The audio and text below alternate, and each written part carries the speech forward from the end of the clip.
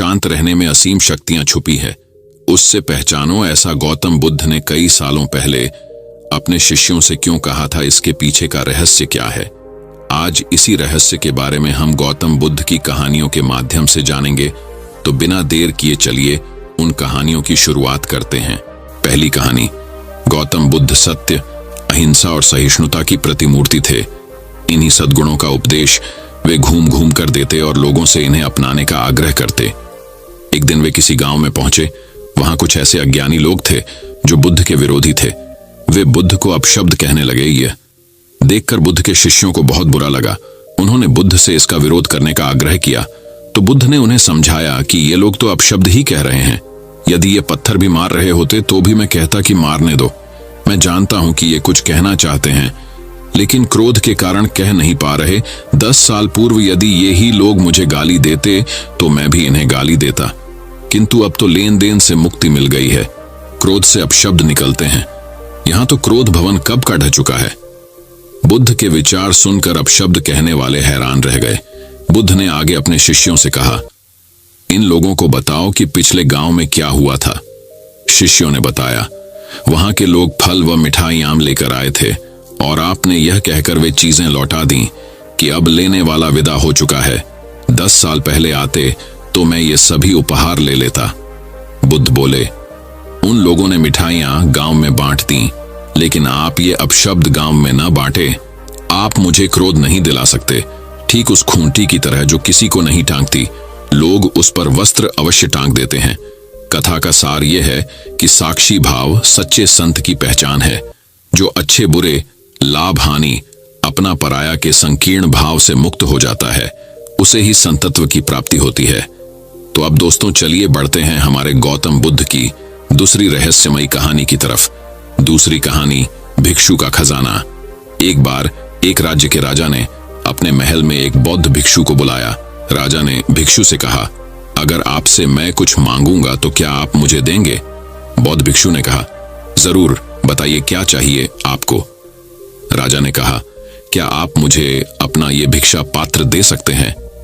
बौद्ध भिक्षु ने बिना कोई प्रश्न किए अपना भिक्षा पात्र राजा को दे दिया। अब सिर्फ तन पर कपट ढो के अलावा सांसारिक वस्तु के नाम पर कुछ भी शेष नहीं था भिक्षु के पास। राजा ने बदले में बौद्ध भिक्षु को एक बड्ढा सा सोने का कटोरा दे दिया जिसमें चारों तरफ मोती जड्डे हुए थे। बौद्ध भिक्षु ने उस कटोरे को हाथ में लिया और जंगल में बनी अपनी कुटिया की तरफ चलने लगे। वे रास्ते से गुजर ही रहे थे कि एक चोर ने उनके हाथ में वो कीमती सोने का कटोरा देख लिया। चोर उस कटोरे को चुराने के मन से बौद्ध भिक्षु का पीछा करता रहा। बौद्ध भिक्षु ने महसूस कर दिया था कि एक चोर उनका पीछा कर रहा है। उन्होंने सोचा कि सोने के कटोरे की वजह से ये चोर उनकी मानसिक शांति को खराब कर सकता है और उस चोर को इस कटोरे को चुराने के लिए बहुत मेहनत भी करनी पड़ेगी। इसलिए ये कटोरा उस चोर को ही दे देना उचित होगा। फिर जब वो भिक्षु अपनी कुटिया के द्वार पर पहुंचे तो उस सोने के कटोरे को कुटिया के बाहर ही फेंककर अपनी कुटिया में चले गए। चोर एक पेड़ के पीछे छिपा ये सब कुछ देख रहा था। चोर ने जब देखा कि भिक्षु सोने का पात्र बाहर ही फेंककर कुटिया में चला गया तो उसने सोचा कि जरूर उस भिक्षु ने कुटिया में इससे भी ज्यादा बहुत सी बहुमूल्य वस्तुएं व धन छुपा कर रखे होंगे, इसीलिए वो इसे बाहर ही फेंककर अंदर चला गया। ये सोचकर वो चोर कुटिया के अंदर जाने का प्रयास करता है। कुटिया के अंदर उसने देखा तो वो बौद्ध भिक्षु ध्यान में पूरी तरह लीन होते हैं।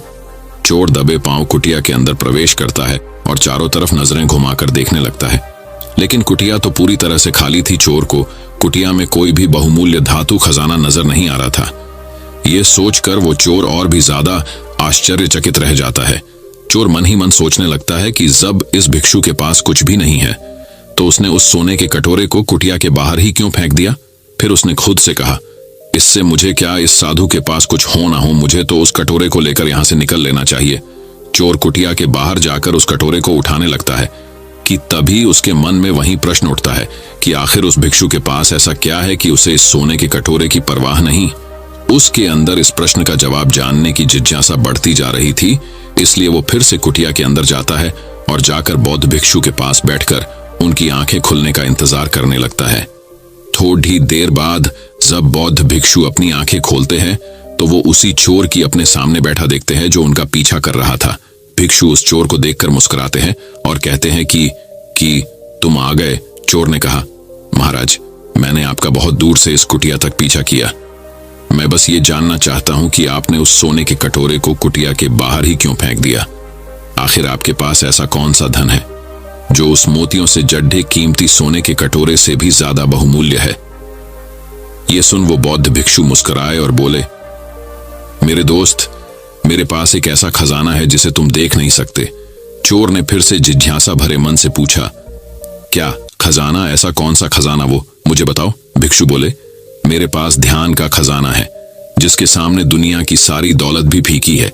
यह सुन वो चोर बौद्ध भिक्षु के पैर पकड़ लेता है और कहता है, महाराज, हो सके तो मुझे माफ कर दे। मैं एक लुटेरा हूं और मैं यहां आपको लूटने के उद्देश्य से ही यहां आया था, लेकिन आप तो एक संत आदमी निकले। आपसे मुझे इस दुनिया की कोई धन दौलत नहीं चाहिए।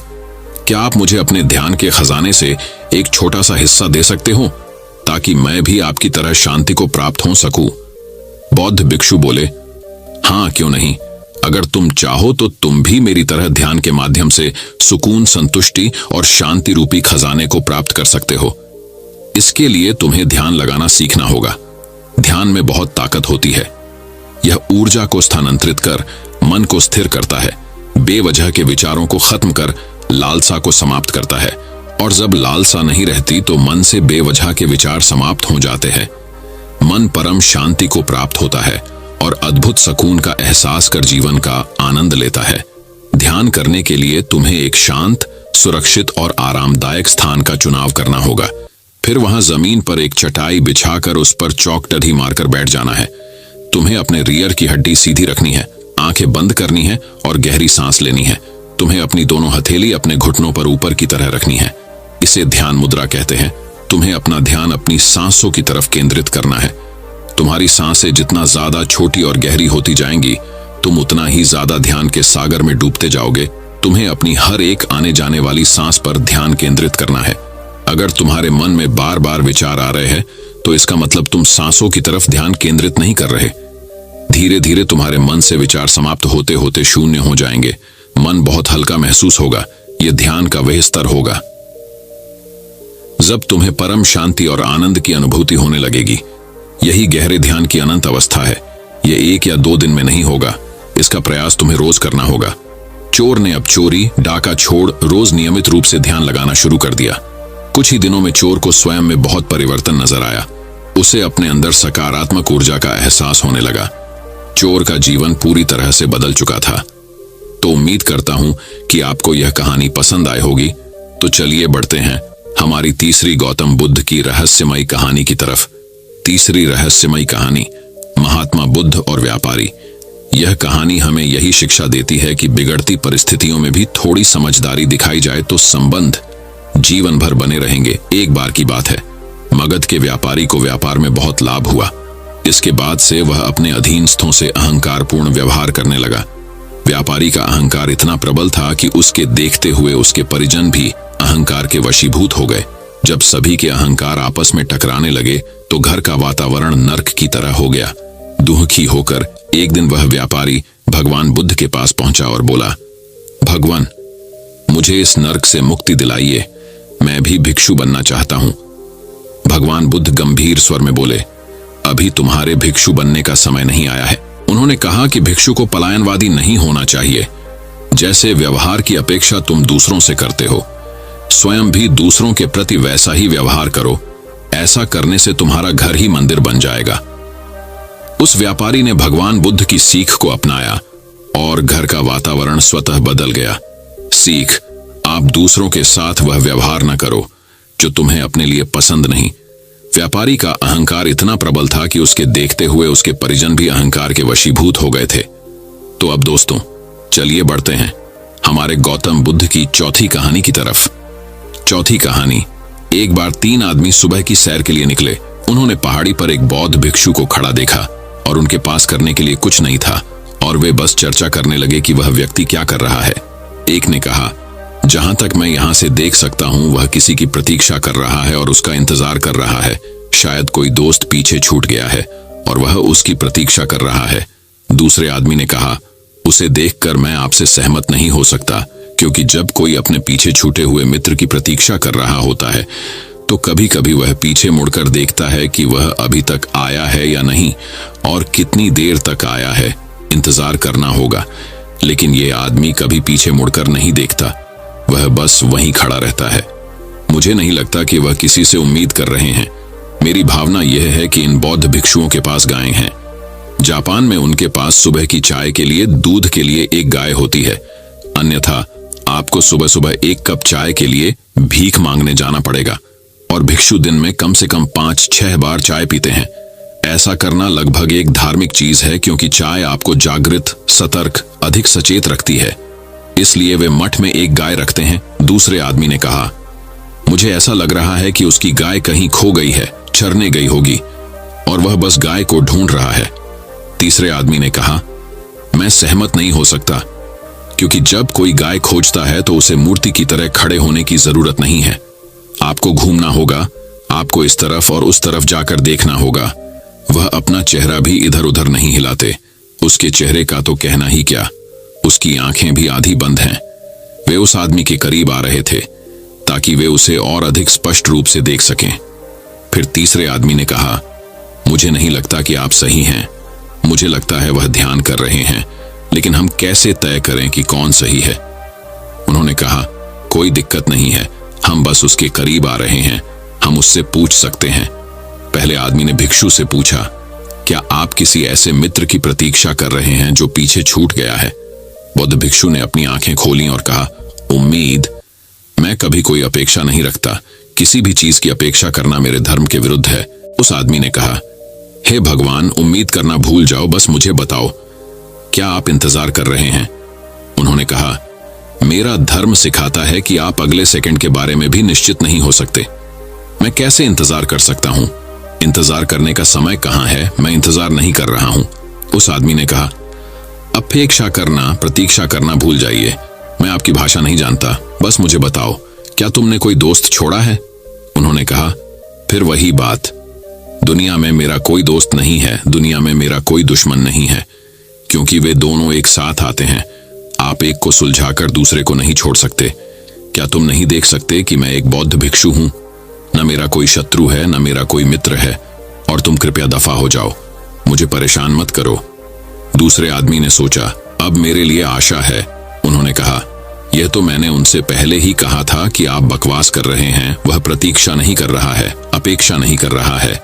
वह एक बौद्ध भिक्षु है, उसका कोई मित्र नहीं, कोई शत्रु नहीं। आप ठीक कह रहे हैं। मुझे ऐसा लग रहा है कि आपकी गाय खो गई है। भिक्षु ने कहा, तुम पहले आदमी से भी अधिक मूर्ख हो। मेरी गाय?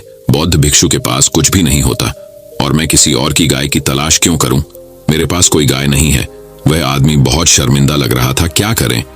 तीसरे आदमी ने सोचा, अब एकमात्र संभावना वही है जो मैंने कहा है। उन्होंने कहा, मैं देख सकता हूं कि आप ध्यान कर रहे हैं। भिक्षु ने कहा, बकवास, ध्यान कोई गतिविधि नहीं है। एक ध्यान नहीं, एक ध्यान है। आपको सच बताऊं ताकि आप सभी लोग भ्रमित ना हो, मैं कुछ नहीं कर रहा हूं। यहां खड़े रहना, कुछ न करना, क्या यह आपत्तिजनक है? उन्होंने कहा, नहीं, यह आपत्तिजनक नहीं है, इसका हमें कोई मतलब नहीं है। यहां खड़े रहना, कुछ नहीं करना। लेकिन उन्होंने कहा, ध्यान यही है, बैठना और कुछ नहीं करना, न अपने शरीर से न अपने मन से। तो दोस्तों, चलिए बढ़ते हैं हमारे 5वीं कहानी की तरफ। 5वीं कहानी एक दिन की बात है। भिक्षु संघ ने भगवान बुद्ध से पूछा, भगवान, दुनिया के प्रमाद में पड़े हुए हैं, क्या पहचान? भगवान बुद्ध ने उस समय कोई उत्तर नहीं दिया और अन्य बातें करते रहे। अगले दिन कुंडिया राज्य की राजकुमारी सुप्पावासा के यहाँ उनका भोजन था। सुप्पावासा 7 साल तक गर्भ धारण करने का कष्ट भोगती रही। भगवान बुद्ध की कृपा से ही उन्हें इस कष्ट से मुखातिब होना पड़ा। इसी दावे में वह भिक्षु संघ को भोजन दे रही थी। जब सुप्पावासा तथागत भगवान बुद्ध को भोजन करा रही थी, उसी समय उनके पति नवजात शिशु को गोद में लेने के करीब खड़ा था। 7 वर्ष तक गर्भ में रहने के कारण उसका बाल जन्म से ही विकास हुआ। देखो, मैं भी सुंदर था। उस बच्चे की हंसी और क्रीड़ा करने की आश्रम बड़ी मनमोहक थी। वह बार बार मां की गोद में जाने के लिए मचल रही थी। भगवान बुद्ध ने पूछा, बेटी सुप्पावासा, अगर आपको ऐसे बेटे मिलें तो आप कितने और बेटों की इच्छा कर सकते हैं?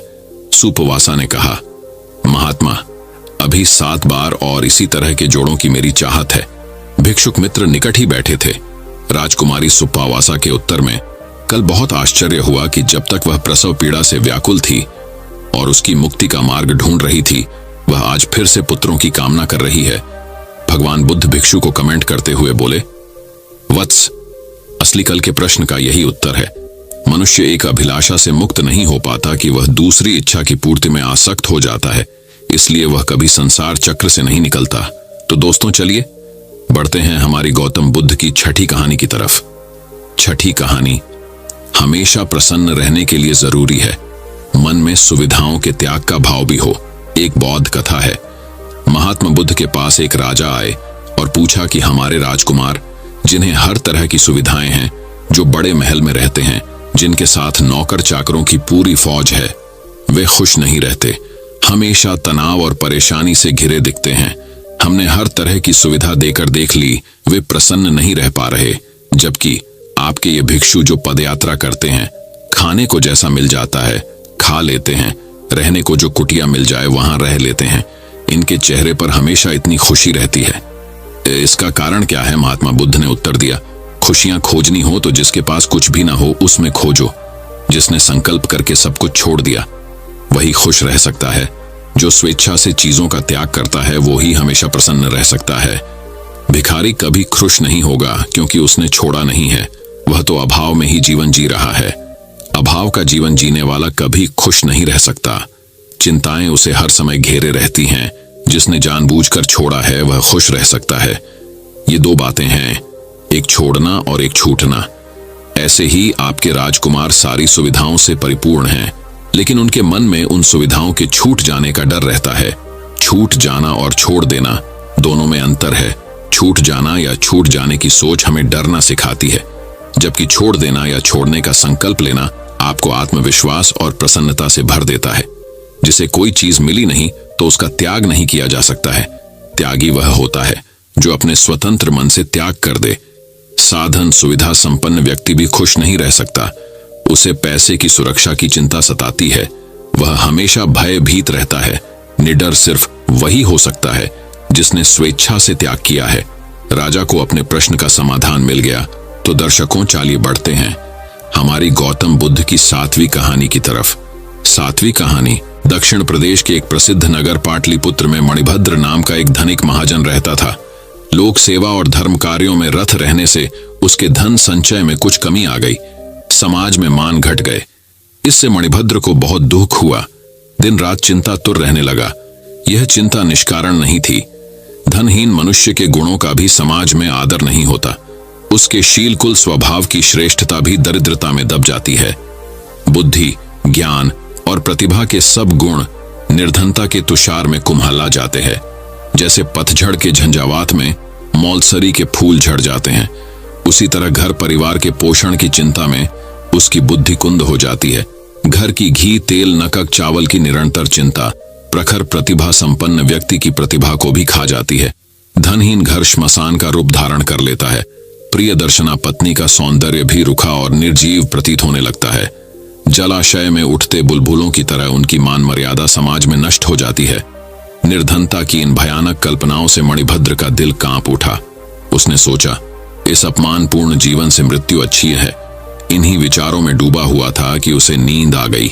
नींद में उसने एक स्वप्न देखा। स्वप्न में पद्मनिधि ने एक भिक्षु की वेशभूषा में उसे दर्शन दिए और कहा कि वैराग्य छोड़ दे। तेरे पूर्वजों ने मेरा भरपूर आदर किया था, इसीलिए तेरे घर आया हूं। कल सुबह फिर इसी वेश में तेरे पास आऊंगा। उस समय तू मुझे लाठी की चोट से मार डालना, तब मैं मरकर स्वर्णमय हो जाऊंगा। वह स्वर्ण तेरी गरीबी को हमेशा के लिए मिटा देगा। सुबह उठने पर मणिभद्र इस स्वप्न की सार्थकता के संबंध में ही सोचता रहा। उसके मन में विचित्र शंकाएं उठने लगीं। न जाने यह स्वप्न सत्य था या असत्य, यह संभव है या असंभव। इन्हीं विचारों में उसका मन डांवाडोल हो रहा था। हर समय धन की चिंता के कारण ही शायद उसे धन संचय का स्वप्न आया था।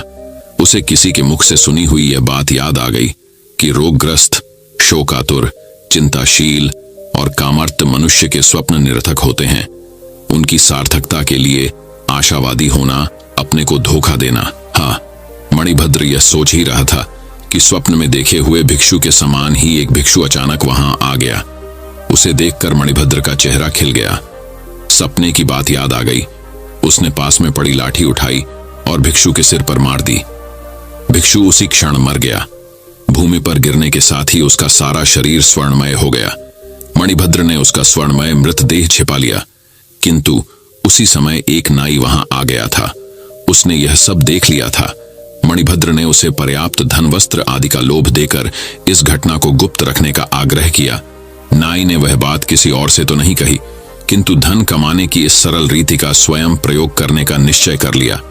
उसने सोचा, यदि एक भिक्षु लाठी से चोट खाकर स्वर्णमय हो सकता है तो दूसरा क्यों नहीं हो सकता। मन ही मन ठान ली कि वह भी कल सुबह कई भिक्षुओं को स्वर्णमय बनाकर एक ही दिन में मणिभद्र की तरह श्री संपन्न हो जाएगा। इसी आशा से वह रात भर सुबह होने की प्रतीक्षा करता रहा। एक पल भी नींद नहीं ली। सुबह उठकर वह भिक्षुओं की खोज में निकला।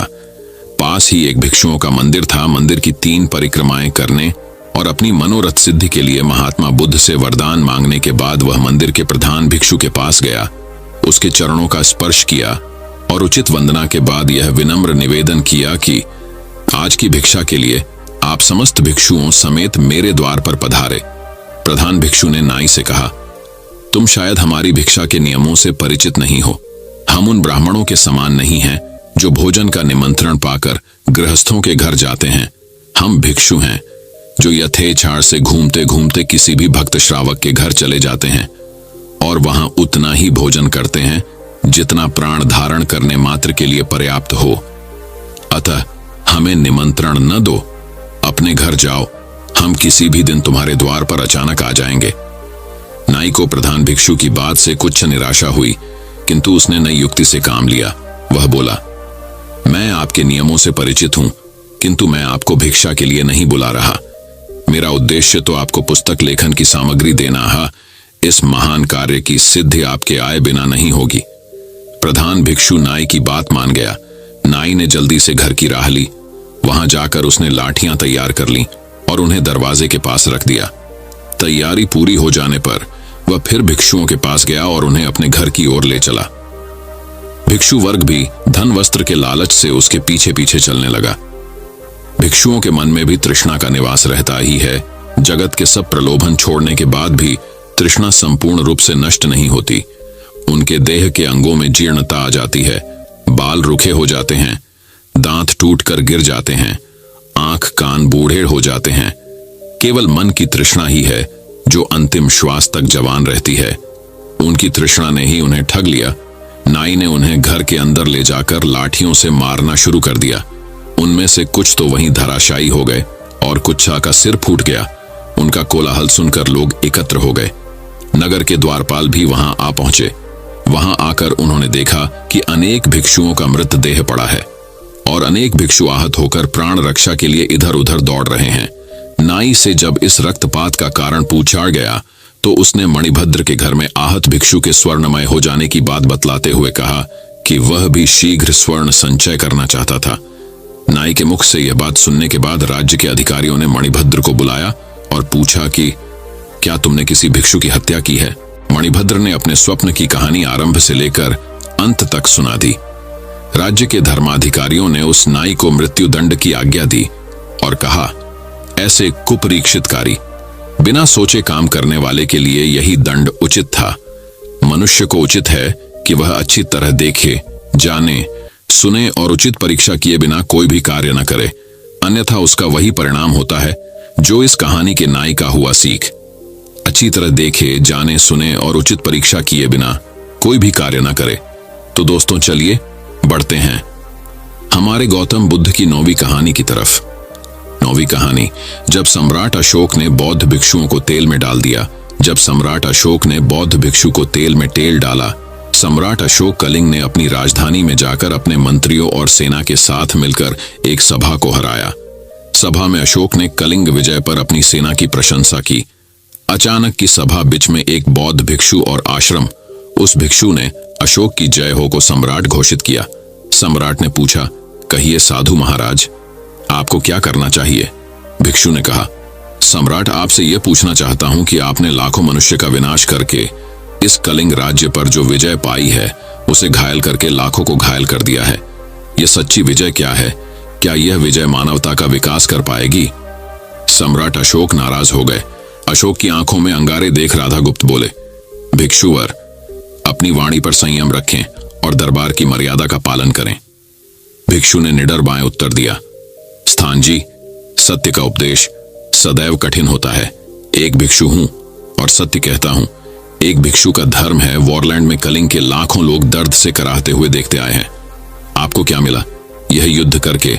सम्राट अशोक क्रोध से तिलमिला उठे। उन्होंने भिक्षु को कठोर से कठोर दंड देने की आज्ञा दी। सम्राट की आज्ञा सुन वह भिक्षु हंसने लगा और उसने कहा कि सम्राट की मृत्यु से डरता नहीं, आप लाखों लोगों को सलाम करते हैं, उनके मृतकों के शवों पर खुशियां मनाना चाहते हैं। ठीक है सम्राट, यही कलिंग की लहूलुहान धरती आपके स्वागत के लिए तैयार है। रोटी स्त्रियां आपकी विजय पर मंगल बधाइयां दे रही हैं।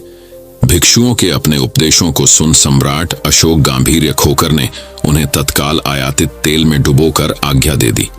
कुछ सैनिकों ने उन्हें पकड़कर दंड दे दिया। इसी दौरान सम्राट अशोक ने वीर सैनिकों का पुरस्कार किया और अपने मंत्री से बात कर रहे थे। तीसरे में एक सैनिक का कहना है, महाराज, महा आश्चर्य की बात है, खौलाते तेल में दाल देने पर भी भिक्षु का मरना तो दूर, उसे तनिक भी नुकसान नहीं पहुंचा। सम्राट अचरज में पद छोड़ दिया। सुभाष ने कहा कि यह अविश्वसनीय है। आचार्य महाराज, सामने व्यापारी की सच्चाई का पता चलता है। सेनापति और सम्राट दोनों उस भिक्षुक के पास हैं जहां उसे गर्म तेल मिलाते हुए डाला गया था। वहां पर सभी लोग भी भिक्षु बैठे थे और अपना गुणगान कर रहे थे। सम्राट ने देखा तेल आग की लपटों को बहुत खूब खौलाया जा रहा था और वह भिक्षुक नेत्र बंद करके समाधि लगाए हुए थे और उनके मुख से नमो बुद्धाय के उच्चारण में क्रांति आ रही थी। उस गर्म तेल से उसके शरीर पर जरा सी भी खराबी नहीं आ रही थी। सम्राट के मन में उसके लिए श्रद्धा उत्पन्न हो गई। उन्होंने तुरंत उस भिक्षुक को सम्मान दिया और उस भिक्षु को बाहर से बाहर निकाल दिया। सम्राट भिक्षु के सामने सर झुकाकर ने कहा, भिक्षुवर, क्षमा करें। आपके साथ अत्याचार कर बैठा भिक्षु ने कहा, महाराज, आपको अपनी शक्ति पर बहुत गर्व था, लेकिन शक्ति की हार हुई। आप तलवारों से लोग अपने साम्राज्य का विस्तार तो कर सकते हैं, लेकिन किसी मनुष्य का हृदय जीत नहीं सकते। उनके विचार पर आप नहीं टिक सकते। हिंसा से हिंसा उत्पन्न होती है और मानवता का नाश होता है। तुम मनुष्य को सुख और शांति नहीं दे सकते। अपने साम्राज्य को बढ़ाने के लिए ज्ञान को न सताओ, प्रेम और दया से मनुष्य के हृदय को जीतो। सम्राट बोले, भिक्षु, मुझे क्षमा करें। आपकी बातों में सार है। आप जो बता रहे हैं कि डॉयन राक्षस को भी मानव निर्मित किया जा सकता है, आज से अपनी नीति में बदलाव करें। सम्राट का हृदय परिवर्तन हो गया। उन्होंने युद्ध न करने की घोषणा की और कभी भी तलवारें न उठाने की प्रतिज्ञा की। उन्होंने पशु बलि को बंद कर दिया और कहा कि जीव हिंसा पाप है। पशुओं का वध करने से उनका अपना कल्याण नहीं हो सकता। शांत रहने में असीम शक्तियां छुपी है, उससे पहचानो। ऐसा गौतम बुद्ध ने कई सालों पहले अपने शिष्यों से क्यों कहा था? इसके पीछे का रहस्य क्या है? आज इसी रहस्य के बारे में हम गौतम बुद्ध की कहानियों के माध्यम से जानेंगे। तो बिना देर किए चलिए उन कहानियों की शुरुआत करते हैं। पहली कहानी। गौतम बुद्ध सत्य, अहिंसा और सहिष्णुता की प्रतिमूर्ति थे। इन्हीं सद्गुणों का उपदेश वे घूम घूम कर देते और लोगों से इन्हें अपनाने का आग्रह करते। एक दिन वे किसी गांव में पहुंचे। वहां कुछ ऐसे अज्ञानी लोग थे जो बुद्ध के विरोधी थे। वे बुद्ध को अपशब्द कहने लगे। यह देखकर बुद्ध के शिष्यों को बहुत बुरा लगा। उन्होंने बुद्ध से इसका विरोध करने का आग्रह किया तो बुद्ध ने उन्हें समझाया कि ये लोग तो अपशब्द ही कह रहे हैं। यदि ये पत्थर भी मार रहे होते तो भी मैं कहता कि मारने दो। मैं जानता हूं कि ये कुछ कहना चाहते हैं, लेकिन क्रोध के कारण कह नहीं पा रहे। 10 साल पूर्व यदि ये ही लोग मुझे गाली देते तो मैं भी इन्हें गाली देता, किंतु अब तो लेन देन से मुक्ति मिल गई है। क्रोध से अपशब्द निकलते हैं। यहां तो क्रोध भवन कब का ढह चुका है। बुद्ध के विचार सुनकर अपशब्द कहने वाले हैरान रह गए। बुद्ध ने आगे अपने शिष्यों से कहा, इन लोगों को बताओ कि पिछले गांव में क्या हुआ था। शिष्यों ने बताया, वहां के लोग फल व मिठाइयां लेकर आए थे और आपने यह कहकर वे चीजें लौटा दी कि अब लेने वाला विदा हो चुका है। 10 साल पहले आते तो मैं ये सभी उपहार ले लेता। बुद्ध बोले, उन लोगों ने मिठाइयां गांव में बांट दी, लेकिन आप ये अपशब्द गांव में न बांटे। आप मुझे क्रोध नहीं दिला सकते। ठीक उस खूंटी की तरह जो किसी को नहीं टांगती, लोग उस पर वस्त्र अवश्य टांग देते हैं। कथा का सार यह है कि साक्षी भाव सच्चे संत की पहचान है। जो अच्छे बुरे, लाभ हानि, अपना पराया के संकीर्ण भाव से मुक्त हो जाता है, उसे ही संतत्व की प्राप्ति होती है। तो अब दोस्तों चलिए बढ़ते हैं हमारे गौतम बुद्ध की दूसरी रहस्यमयी कहानी की तरफ। दूसरी कहानी, भिक्षु का खजाना। एक बार एक राज्य के राजा ने अपने महल में एक बौद्ध भिक्षु को बुलाया। राजा ने भिक्षु से कहा, अगर आपसे मैं कुछ मांगूंगा तो क्या आप मुझे देंगे? बौद्ध भिक्षु ने कहा, जरूर, बताइए क्या चाहिए आपको? राजा ने कहा, क्या आप मुझे अपना ये भिक्षा पात्र दे सकते हैं? बौद्ध भिक्षु ने बिना कोई प्रश्न किए अपना भिक्षा पात्र राजा को दे दिया। अब सिर्फ तन पर कपड़े के अलावा सांसारिक वस्तु के नाम पर कुछ भी शेष नहीं था भिक्षु के पास। राजा ने बदले में बौद्ध भिक्षु को एक बड्ढा सा सोने का कटोरा दे दिया, जिसमें चारों तरफ मोती जड्डे हुए थे। बौद्ध भिक्षु ने उस कटोरे को हाथ में लिया और जंगल में बनी अपनी कुटिया की तरफ चलने लगे। वे रास्ते से गुजर ही रहे थे कि एक चोर ने उनके हाथ में वो कीमती सोने का कटोरा देख लिया। चोर उस कटोरे को चुराने के मन से बौद्ध भिक्षु का पीछा करता रहा। बौद्ध भिक्षु ने महसूस कर दिया था कि एक चोर उनका पीछा कर रहा है। उन्होंने सोचा कि सोने के कटोरे की वजह से ये चोर उनकी मानसिक शांति को खराब कर सकता है और उस चोर को इस कटोरे को चुराने के लिए बहुत मेहनत भी करनी पड़ेगी। इसलिए ये कटोरा उस चोर को ही दे देना उचित होगा। फिर जब वो भिक्षु अपनी कुटिया के द्वार पर पहुंचे तो उस सोने के कटोरे को कुटिया के बाहर ही फेंककर अपनी कुटिया में चले गए। चोर एक पेड़ के पीछे छिपा ये सब कुछ देख रहा था। चोर ने जब देखा कि भिक्षु सोने का पात्र बाहर ही फेंककर कुटिया में चला गया तो उसने सोचा कि जरूर उस भिक्षु ने कुटिया में इससे भी ज्यादा बहुत सी बहुमूल्य वस्तुएं व धन छुपा कर रखे होंगे, इसीलिए वो इसे बाहर ही फेंककर अंदर चला गया। ये सोचकर वो चोर कुटिया के अंदर जाने का प्रयास करता है। कुटिया के अंदर उसने देखा तो वो बौद्ध भिक्षु ध्यान में पूरी तरह लीन होते हैं। चोर दबे पांव कुटिया के अंदर प्रवेश करता है और चारों तरफ नजरें घुमाकर देखने लगता है, लेकिन कुटिया तो पूरी तरह से खाली थी। चोर को कुटिया में कोई भी बहुमूल्य धातु खजाना नजर नहीं आ रहा था। ये सोचकर वो चोर और भी ज्यादा आश्चर्यचकित रह जाता है। चोर मन ही मन सोचने लगता है कि जब इस भिक्षु के पास कुछ भी नहीं है तो उसने उस सोने के कटोरे को कुटिया के बाहर ही क्यों फेंक दिया? फिर उसने खुद से कहा, इससे मुझे क्या, इस साधु के पास कुछ हो ना हो, मुझे तो उस कटोरे को लेकर यहां से निकल लेना चाहिए। चोर कुटिया के बाहर जाकर उस कटोरे को उठाने लगता है कि तभी उसके मन में वही प्रश्न उठता है कि आखिर उस भिक्षु के पास ऐसा क्या है कि उसे इस सोने के कटोरे की परवाह नहीं। उसके अंदर इस प्रश्न का जवाब जानने की जिज्ञासा बढ़ती जा रही थी, इसलिए वो फिर से कुटिया के अंदर जाता है और जाकर बौद्ध भिक्षु के पास बैठकर उनकी आंखें खुलने का इंतजार करने लगता है। थोड़ी देर बाद जब बौद्ध भिक्षु अपनी आंखें खोलते हैं तो वो उसी चोर की अपने सामने बैठा देखते हैं जो उनका पीछा कर रहा था। भिक्षु उस चोर को देखकर मुस्कुराते हैं और कहते हैं कि तुम आ गए। चोर ने कहा, महाराज, मैंने आपका बहुत दूर से इस कुटिया तक पीछा किया। मैं बस ये जानना चाहता हूं कि आपने उस सोने के कटोरे को कुटिया के बाहर ही क्यों फेंक दिया? आखिर आपके पास ऐसा कौन सा धन है जो उस मोतियों से जड्ढे कीमती सोने के कटोरे से भी ज्यादा बहुमूल्य है? ये सुन वो बौद्ध भिक्षु मुस्कुराए और बोले, मेरे दोस्त, मेरे पास एक ऐसा खजाना है जिसे तुम देख नहीं सकते।